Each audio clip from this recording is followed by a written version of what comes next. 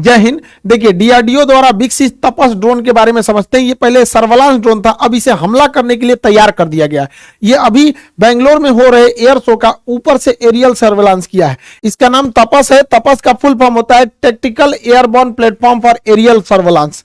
तो टैक्टिकल का मतलब होता है कि बहुत ज्यादा दूरी नहीं, कम दूरी तक के लिए ये होता है। छोटे हमले को अक्सर लोग टैक्टिकल के नाम से हम लोग इसे जानते हैं। इसकी विशेषताओं के बारे में समझते हैं। ये एक्चुअल एक सर्वेलांस ड्रोन के रूप में इसे विकसित किया गया था, लेकिन अब इसे आर्मर ड्रोन के तौर पे तब्दील कर दिया गया। अमेरिका भी प्रेडिटर जो ड्रोन बनाया था वो पहले सर्वेलांस के लिए बनाया था, निगरानी के लिए। अब उसको क्या कर दिया, उसमें मिसाइल वगैरह लगा के हार्ड पॉइंट जोड़ के उसे घातक हथियारों से लैस कर दिया। आज दुनिया में सबसे ज्यादा तबाही वही मचा रहा है। तो ये जो हम लोग का तपस ड्रोन है, रुस्तम 2 का ये एडवांस वर्जन है, तो ये अब हमला करने के लिए भी तैयार रहेगा। इसे डीआरडीओ ने विकसित किया और बनाने की जिम्मेदारी एचएएल हिंदुस्तान एरोनॉटिक्स लिमिटेड को दे दिया। वो अपनी प्रोडक्शन फैसिलिटीज में इसका विकास करेगी और तेजी से इसे आगे बढ़ाएगी। इसके नंबर ऑफ मतलब आर्मी, एयरफोर्स, नेवी सबके लिए इसका प्रोडक्शन को आगे बढ़ाया गया। लगभग 76-74 के आसपास में इसका नंबर को अभी मांगा गया है, हालांकि और इसके नंबर्स को बढ़ाया जाएगा। शुरुआती परीक्षण इसका कर्नाटक में हुआ था। कर्नाटक के शुरुआत में इसका कोलार में परीक्षण हुआ। दूसरा परीक्षण जो पूरा बढ़िया से ट्रायल किया गया वो चित्रदुर्ग में।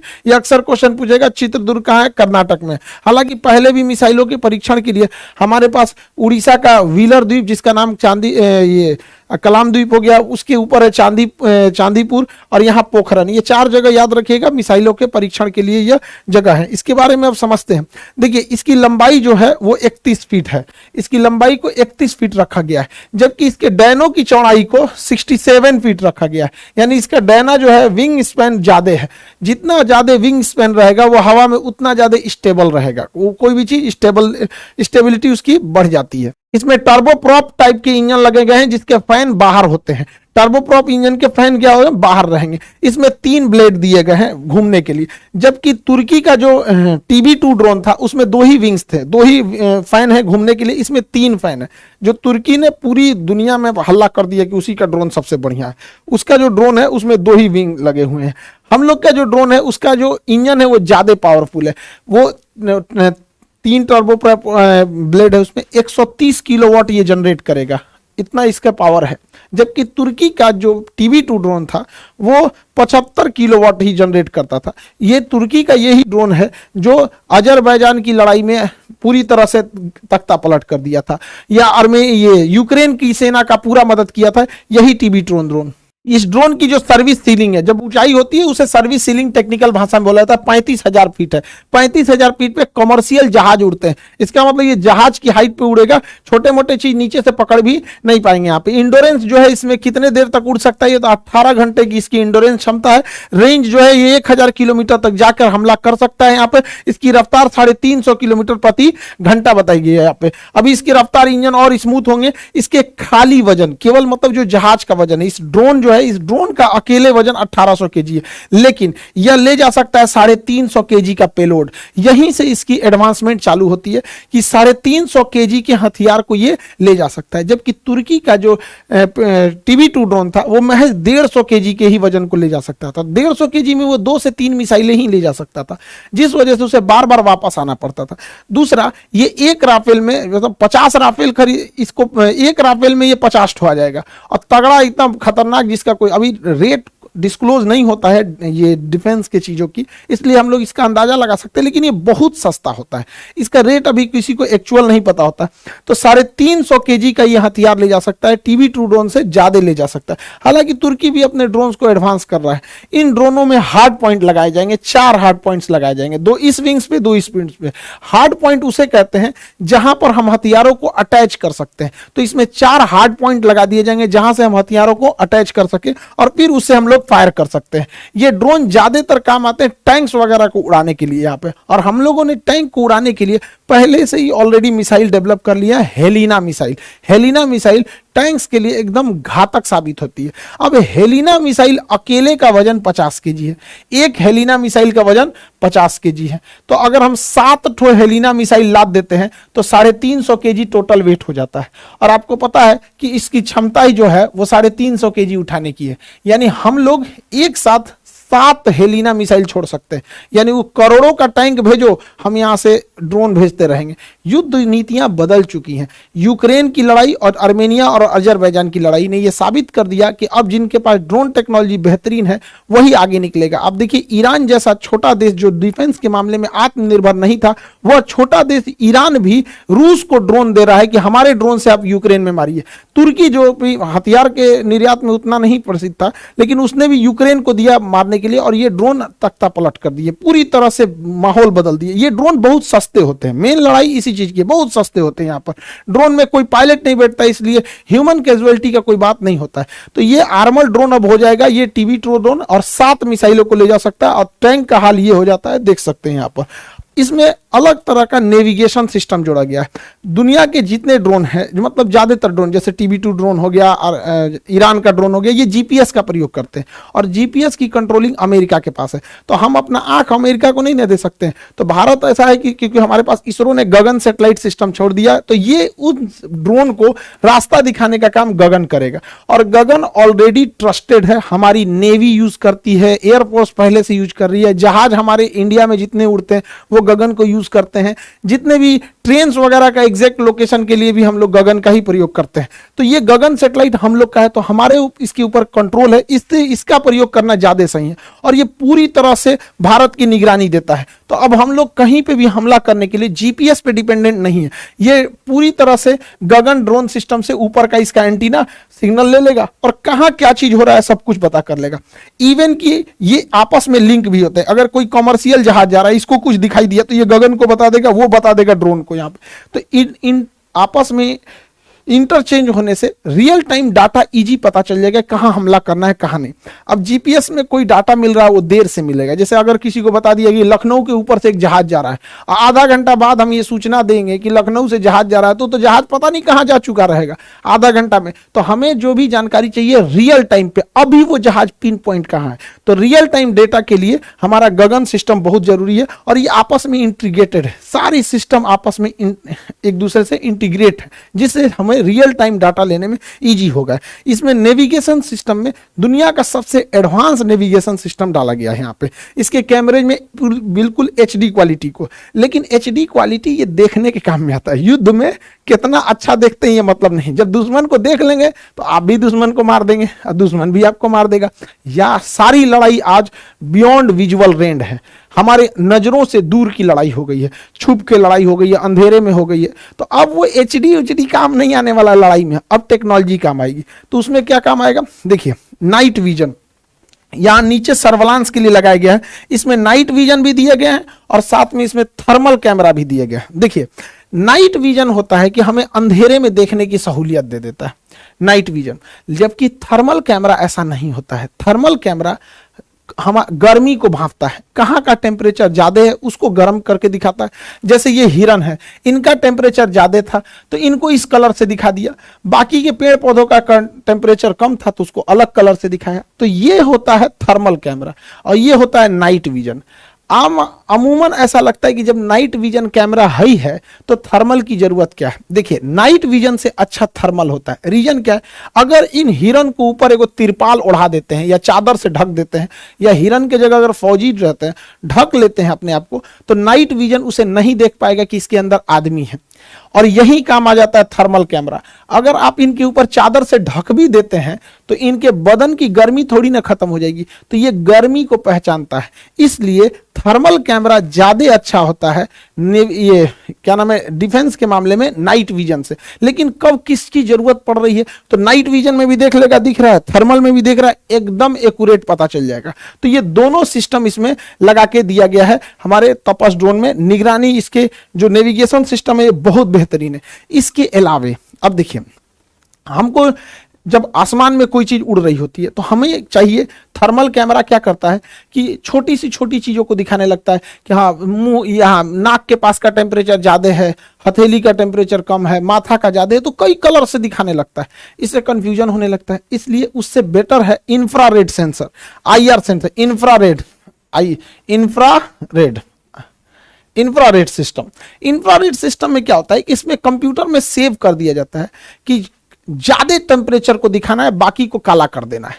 तो अगर इसमें सेट कर देंगे कि 400 डिग्री सेल्सियस को दिखाना है, तो देखिए कोई भी जहाज चलेगा तो उसका इंजन 400 डिग्री सेल्सियस होता है। या इसमें सेट कर दीजिए इसके सिस्टम में कि 200 डिग्री सेल्सियस से टेम्परेचर ज्यादा रहेगा तो ही स्क्रीन पे दिखाना, अदरवाइज में मत दिखाना।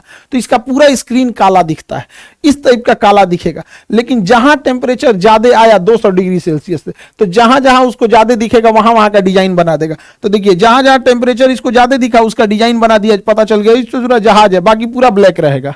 समझ में आ गया कि नहीं? इसमें देखिए यहां टेम्परेचर ज्यादा, यहां ज्यादा, यहां ज्यादा, यहां ज्यादा, तो उसी हिसाब से बना देगा। तो इसका स्क्रीन है पूरा ब्लैक रहता है। इंफ्रारेड वाले में यही खास है, पूरा स्क्रीन ब्लैक। अब जो आ गया सीधे मारो, जो आ गया मार दो यहाँ पे। तो इस पे इससे भी अटैक करने में इजी हो जाएगा। यहाँ पे देखिए इसका टेम्परेचर ज्यादा था तो पकड़ लिया, तो इंफ्रारेड। तो नेविगेशन की कितनी बेहतरीन व्यवस्था रखी गई। लेकिन ये सारा नेविगेशन फेल हो जाता है, जानते हैं कब? जब कोई जहाज ग्राउंड पर हो और उस ग्राउंड के जहाज का इंजन ऑफ हो, तो पकड़ना काफी मुश्किल होता है। तो अभी के समय में सबसे एडवांस टेक्नोलॉजी है वो है synthetic aperture radar. Synthetic aperture radar कैसे काम करता है उस सिस्टम को भी इसमें दिया गया है, सिंथेटिक अपर्चर रडार को। अब समझ में आता है आत्मनिर्भर का फायदा क्या होता है। ये सारा सिस्टम इसरो ने दे दिया है, सारा सिस्टम इसरो के पास है। सिंथेटिक अपर्चर रडार तो कुछ इसरो ने दे दिया, कुछ DRDO ने दे दिया, कुछ HAL ने दे दिया, पूरे मिलके आपस में काम करते हैं सब।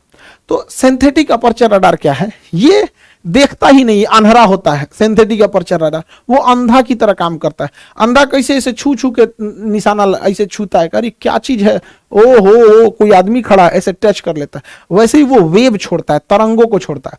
अब जैसे हमारे ऊपर कोई तरंग छोड़ेगा तो नाक से जो तरंग टकराएगी वो पहले ही चली जाएगी, जो गाल से टकराएगी वो थोड़ा बाद में जाएगी, क्योंकि नाक ऊपर है गाल नीचे है। तो उसी तरह से अलग अलग जगह से टकराएगी तो अलग अलग तरंगे उठेंगी। जैसे सिंपल सी बात बताते हैं, हम आटा सान लेते हैं, ठीक है, आटा सान के अपने मुंह पे इसे चिपका देते हैं इसे। और जब इसको नोचेंगे तो मेरा थुथुर का चेहरा उस आटा में चिपक जाएगा, तो पता चल जाएगा कि हाँ इसका सांचा ले लिए हैं। यही काम करता है अपर्चर रडार। ये जिसके ऊपर से गुजरेगा तो उसके ऊपर से पूरी तरह से वेव छोड़ देगा, ऐसे पूरा वेव छोड़ देगा और देखेगा कौन वेव कितनी ऊंचाई से टकरा के आ रहा है। जैसे इधर साइड साइड में घास था, बीच में यहाँ रनवे था, तो रनवे वाला अलग आ गया, ये टैक्सी वे वाला अलग आ गया, पेड़ पौधे का अलग आ गया। तो पूरा स्कैन कर लेता है। अब इसमें कोई छुपा रहे या नहीं, अब कोई छुपा भी रहेगा तो उसके जगह गोल बना देगा कि भैया तरंग यहाँ पहले ही आ गई है, जमीन तक नहीं गई है। तो ये सिंथेटिक अपर्चर रडार से भी रियलाइज किया गया, यानी इसमें पूरी तरह से नेविगेशन जो भी एडवांस अभी के लेटेस्ट टेक्नोलॉजी पे। हालांकि इसमें हमला करने के लिए एक और लेटेस्ट टेक्नोलॉजी जोड़ा गया, laser guided system. Laser guidance system क्या होता है? देखिए जमीनी लड़ाई में आप फौज को नकार नहीं सकते, चाहे जितना भी टेक्नोलॉजी आ गया, फौज वहां खड़ी रहती है। कई बार फौज को दिख जाता है कि वहां दुश्मन का तोप है, वहां दुश्मन का टैंक है, वहां दुश्मन का बस जा रहा है, ट्रक जा रहा है, तो वो फोन करेंगे, अरे दुश्मन का ट्रक उधर गया है, आओ आओ आओ आओ। अरे तो जहाज आएगी, फिर खोजेगी किधर गया किधर गया, अरे हमको नहीं दिख रहा है, तो कहेगा दाहिने मुड़ो बाएं मुड़ो। अरे वो जहाज से कैसे देख पाएगा दाहिने मुड़ो कि बाएं मुड़ो? जहाज से दिखेगा तो कोई चीज में उठपटांग दिखता है, समझ में नहीं आएगा। तो यही काम आता है लेजर। जैसे देखिए यहां एक आदमी लेजर मशीन लेके खड़ा रहेगा, इस साइड में लेजर मशीन लेके खड़ा हो जाएगा। ये लेजर मशीन से दुश्मन के टैंक के ऊपर वो लेजर लाइट चलाएगा। अब लेजर लाइट दिन में किसी को चला दिखा दीजिएगा तो उसको क्या समझ में आएगा?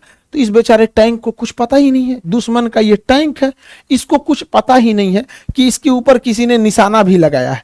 एक्चुअल में इस पे तो निशाना ही नहीं लगाया है, उसने तो इस टैंक के ऊपर केवल एक रोशनी छोड़ी है, लेजर की रोशनी।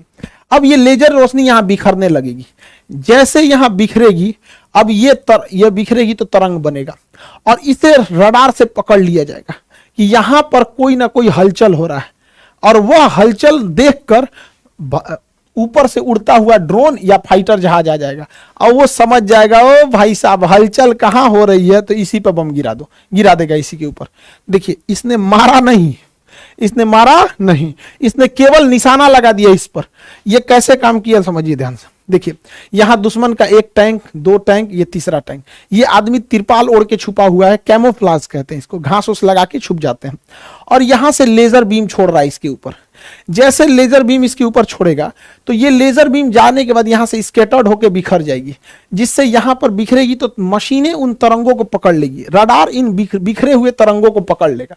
रडार जैसे इस बिखरे हुए तरंगों को पकड़ेगा तो हमारा ड्रोन या हेलीकॉप्टर या फिर फाइटर जहाज इस डायरेक्शन में चल देंगे कि ओ ससुरा यहीं मारो बम धड़ाम से। अब ये ड्रोन लेके पहुंच गया और नीचे से मार दिया मिसाइल और मिसाइल जाके सीधे हिट कर देगी। इसने एक भी गोली नहीं चलाया, लेकिन इसने सारा कांड करके रख दिया। इसे कहते हैं लेजर डेजिग्नेटर। यही डिसाइड करता है कि लेजर कहां जाएगा। इसको क्या पता चलेगा? अच्छा, हमारे ही ऊपर कोई लेजर लाइट इसे थोड़ा सा जला देगा तो क्या पता चलेगा? कुछ नहीं पता चलेगा। लेकिन वो बिखरेगा तो रडार छोटे से छोटे चीजों को पकड़ लेता है, जिस वजह से वहां पे आके हमला किया जा सकता है। तो ये अभी की सबसे खतरनाक टेक्नोलॉजी है। देखिए यहां पर इसने यहां से लेजर लाइट इसको दिखाया, ये बेचारा चुपचाप जा रहा है, कह रहा है चलो जी जाइए रहे हैं, हम भी चलते हैं, तुम भी चलो। ए ससुरा तूने आ गया, ऊपर से आगे आओ, क्योंकि इसकी लेजर जहां पे निशाना लगा रही होती है ये तुरंत जानकारी सैटेलाइट को दे देती है, सैटेलाइट जहाज को दे देती है और जहाज आके इसको मार देता है। तो आज का जो सिनेरियो है लड़ाई का वो कंप्लीटली चेंज हो चुका है।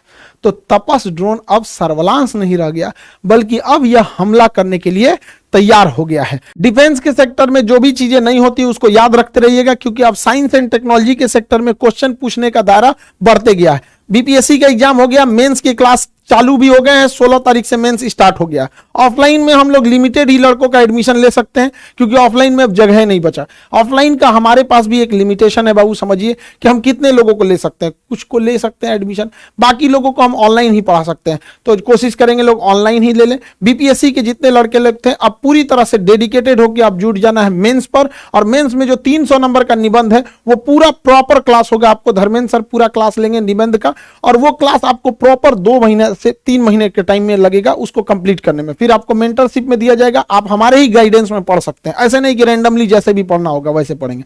तो ये तो बीपीएससी का हो गया। बीपीएससी में हम लोग ऑफलाइन में लगभग एडमिशन क्लोज है, क्योंकि जगह नहीं है, तो ऑनलाइन ट्राई करेंगे लोग, ठीक है। बाकी जो पटना में रहते हैं उन लोग के लिए, गांव वाले लड़के ऑनलाइन ऑफलाइन आप जैसे पढ़ने वालों का कहीं से भी रिजल्ट हो जाता है। एमपीपीसीएस वाले लड़के, मध्य प्रदेश एमपीपीएससी, आप लोग के लिए भी अब बहुत गुड न्यूज है। आप लोग भी अपना अपना आके एप्लीकेशन पे अपना बैचेज ले सकते हैं। प्रीलिम्स के लिए, मेंस के लिए दोनों बैच अवेलेबल है। मध्य प्रदेश पीसीएस वाले एप्लीकेशन में जाइए, वहां देखिए बिल्कुल नॉमिनल फी में सबसे बेस्ट टीचर के साथ आप पढ़ेंगे मध्य प्रदेश पीसीएस। और हर जगह ये साइंस एंड टेक का क्वेश्चन आते रहता है, इसलिए आप चाहे यूपीएससी हो या स्टेट पीसीएस हो, अब सब ये जगह अब आपको एकदम डिटेल से पढ़ना है। आई होप आप इस टॉपिक को समझे होंगे। मिलेंगे नेक्स्ट क्लास में। जय हिंद।